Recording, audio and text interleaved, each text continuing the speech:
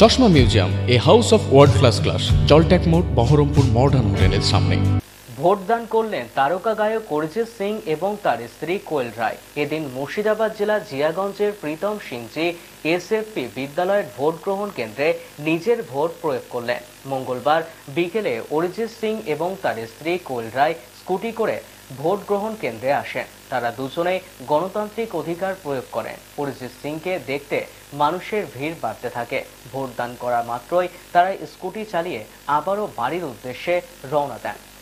अंदर नहीं जा रहे जाएंगे यस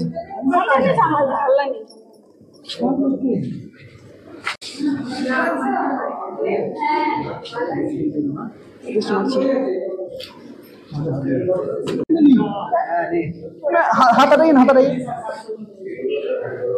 हाँ हाँ थोड़ा नीचे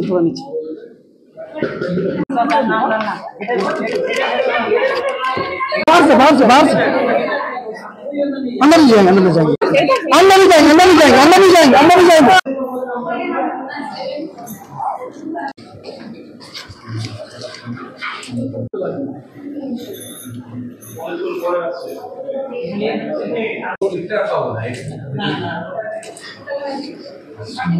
दादा हाथे सिम्बलটা दादा